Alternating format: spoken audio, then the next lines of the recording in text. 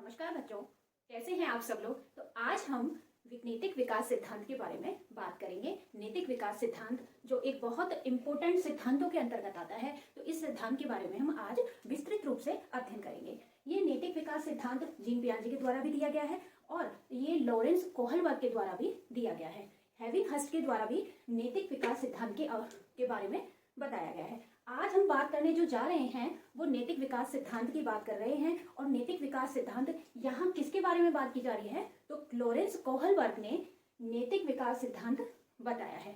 और इसकी जो 3 स्तरों के बारे में लॉरेंस कोहलबर्ग ने बताया है। पहली अवस्था है पूर्व परंपरागत स्तर, दूसरी है परंपरागत स्तर और तीसरी है पश्च परंपरागत स्तर। इंग्लिश में भी आप इनके नामों को याद रख सकते हैं, जैसे कि प्री कन्वेंशनल स्टेज और कन्वेंशनल स्टेज और पोस्ट कन्वेंशनल स्टेज। तो ये जो एज, इनकी एज के बारे में बताया गया है। उन्होंने कहा है कि 4 से 10 पूर्व परंपरागत स्तर होता है और 10 से 13 परंपरागत स्तर होता है और 13 के बाद जो होता है वो पश्च परंपरागत स्तर होता है। इन्होंने इन्हीं स्तरों को 6 यानी 2 भागों में डिवाइडेशन किया है। यानी पूर्व परंपरागत स्तर के अंतर्गत 2 अवस्थाओं को रखा है, परंपरागत स्तर के अंतर्गत भी इन्होंने 2 अवस्थाओं को रखा है और पश्च परंपरागत स्तर में भी 2 अवस्थाओं को रखा है। अब हम इस सिद्धांत के बारे में बहुत विस्तृत रूप से अध्ययन कर लेते हैं, जो बहुत सारे कॉम्पिटिशन्स में इसके अंतर्गत इन्हीं अवस्थाओं में से, इन्हीं स्तर में से, स्टेज में से क्वेश्चन पूछे जाते हैं। जो भी मैं पढ़ाऊंगी उससे बाहर कोई भी क्वेश्चन नहीं जाएगा आपके किसी भी कंपटीशन में। तो अब हम देख लेते हैं कि जो कोहलबर्ग थे उन्होंने कहा कि जो बालक का जो विकास होता है, जो बच्चा होता है, वो कहीं ना कहीं उसका विकास होता है वो तर्क और चिंतन के विश्लेषण के आधार पर होता है। यानी बालक का जो नैतिक विकास होगा वो विकास तर्क और विश्लेषण के आधार पर होगा। यानी यहाँ बालक तर्क कर सकता है लेकिन कुतर्क नहीं कर सकता। यहाँ बालक क्या कर सकता है, यहाँ बालक तर्क कर सकता है लेकिन कुतर्क नहीं करता है। इसी आधार पर उन्होंने इस सिद्धांत के बारे में अध्ययन यानी हमको बताया है कि किस तरह से बालक का विकास तर्क और चिंतन का विश्लेषण करने पर होता है, उसका जो विकास हो रहा है। अब हम इन अवस्थाओं के बारे में बात करते हैं। तो उन्होंने किस बात में बात की है, देखिए आपने छोटे जो बचपन में थे तब एक नैतिक शिक्षा की किताबें पढ़ी होंगी। उसमें उचित, अनुचित, अच्छा, बुरा, नमस्कार, जो भी बुरा वगैरह है उसके बारे में बताया जाता था। और नीचे कुछ एक क्या आपको क्या शिक्षा मिली, तो उसमें हमको उसका मोरल रूप में बताया जाता था कि हाँ हमको अच्छा कहना चाहिए, हमें किसी बुरे की बात की समर्थन नहीं करना चाहिए। तो अच्छा, बुरा, उचित, अनुचित, इन बातों के बारे में हमें बताया जाता था नैतिक शिक्षा के बारे में।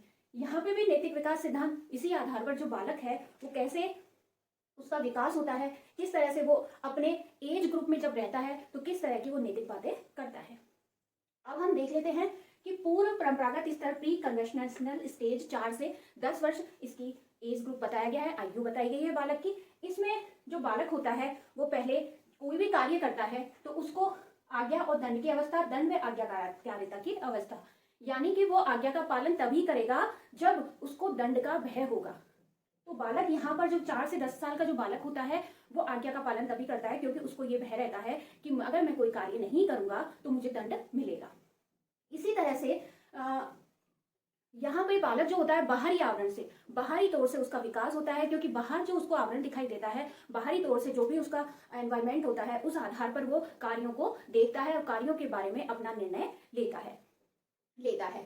तो यहाँ जब भी वो कोई कार्य करेगा तो आज्ञा और दंड की अवस्था के नाम से इस दंड व आज्ञाकारिता उन्मुखता भी इसको कहा जाता है। यानी आज्ञा एवं दंड की अवस्था, दंड एवं आज्ञाकारिता की अवस्था, पनिशमेंट एंड ओबीडियंस ओरिएंटेशन। ठीक है, तो आप इंग्लिश में भी इन वर्ड्स को ध्यान में रख सकते हैं। नेक्स्ट जो इसी में इन्होंने अवस्था बताई है वो बताई है अहंकार की अवस्था, अदला बदली की अवस्था, साधनात्मक सापेक्षवादी उन्मुखता की अवस्था। तो इस स्तर पर जो बालक होता है उसमें कुछ अहंकार की अवस्था आ जाती है, यानी कि जो वो सोच रहा है वो बस वो सही सोच रहा है, वो खुद सही है बाकी सब गलत है। यानी वो उसने जो भी बात की है वो बात उसकी बिल्कुल सही है। उसमें कहीं ना कहीं अहंकार की भावना होती है कि यदि मैं किसी से कोई सामान मांगता हूँ, यदि उसने कुछ मना कर दिया, तो यदि मैंने किसी से कुछ बोला या कोई बात उससे कुछ मांगा है और उसने मना कर दिया तो बच्चे में क्या होता है, यहाँ पे अहंकार की अवस्था होती है, उसमें अहम की भावना होती है। अदला बदली की अवस्था, साधनात्मक अवस्था, यानी कोई भी अगर अपना सामान देगा तो वो अपना सामान ये कहेगा कि मुझे आपका गुड्डा अच्छा लगता है या मुझे आपकी गुड़िया अच्छी लगती है, तो आप मेरा गुड्डा ले लो, मैं आपकी गुड़िया ले लेता हूँ। या कोई शॉर्पनर है, पेंसिल है, ज्योमेट्री बॉक्स है, तो बच्चे को पसंद आ गया तो वो उस सामान के बदले में अपना सामान देगा, तब वो उस सामान को अदला बदली की अवस्था, यानी इस एज ग्रुप को भी अदला बदली की अवस्था भी कहते हैं। नेक्स्ट हम देख लेते हैं, ये है इंस्ट्रूमेंटल रिलेटिविस्ट ओरिएंटेशन, यानी इसको इंग्लिश में भी जो आप इनका नाम याद रखें, क्योंकि हिंदी में किसी भी तरह के नाम बदल करके दे दिए जाते हैं, लेकिन इंग्लिश में जो मीनिंग्स होती हैं उनका अर्थ समान होता है, इसलिए आप इंग्लिश में भी इन नामों को याद रखने का प्रयास करें।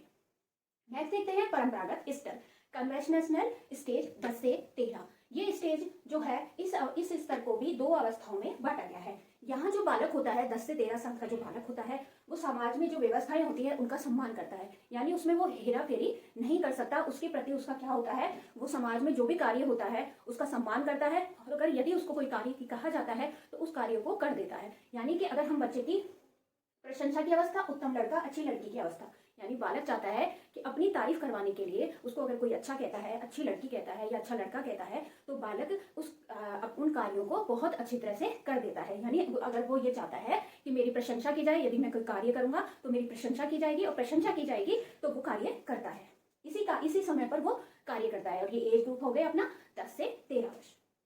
नेक्स्ट देखते हैं अपने पश्च परंपरागत स्तर, पोस्ट कन्वेंशनल स्टेज। तो इसमें भी दो भागों में, इसको दो स्तरों में, अवस्थाओं में बांटा है। तो इसको कहते हैं सामाजिक समझौते की अवस्था, सामाजिक अनुबंधन उन्मुखता। यहाँ पे बच्चा कहीं ना कहीं समाज में जो भी व्यवस्थाएं हो रही है, समाज में उसमें विवेकता आ जाती है। विवेक के आधार पर वो समाज में अपने समझौते करना स्टार्ट कर देता है, यानी जो भी समाज में कार्य होते हैं उन समाज के कार्यों पर वो ये देखता है कि हाँ ये समाज के कार्य हैं, इन सामाजिक समझौतों की अवस्था होती है, और वो यहाँ पर आकर के अपने विवेक, सार्वत्रिक नीतिपरक सिद्धांत, यानी इसको कहते हैं विवेक की अवस्था, सार्वत्रिक नीतिपरक सिद्धांत, यानी बालक जो होता है वो किशोर अवस्था के अंतर्गत आ जाता है पश्च परंपरागत स्तर में।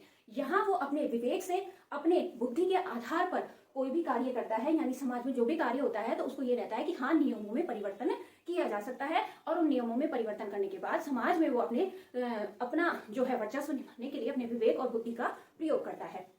तो इस अवस्थाओं को हमने बांट दिया है, सामाजिक समझौते की अवस्था, सामाजिक अनुबंधन की अवस्था, विवेक की अवस्था, सार्वत्रिक नीतिपरक सिद्धांत। तो आप हिंदी में तो याद रखें ही, और इंग्लिश में भी इनको याद रखने का प्रयास करें। तो पूर्व परंपरागत स्तर जिसकी दो स्टेज बता दी गई हैं, परंपरागत स्तर उसकी भी दो अवस्थाएं बता दी गई हैं, और पश्च परंपरागत स्तर इसकी भी दो अवस्थाओं के बारे में लॉरेंस कोहलबर्ग है उन्होंने बताया है। कॉम्पिटिशन्स में कैसे प्रश्न आते हैं, तो सिर्फ यह आएगा कि विवेक की अवस्था कौन से स्तर में आती है, सामाजिक व्यवस्था के प्रति जो सम्मान होता है बालक करते हैं वो कौन सी स्तर के अंतर्गत आते हैं, और ये अहंकार की अवस्था किस स्तर में, यानी इसमें बताई जाएगी स्टेज में, या फिर ये इस तरह से घुमा करके इधर से किसी भी स्टेज का नाम दे देगा और क्वेश्चन पूछ लेगा।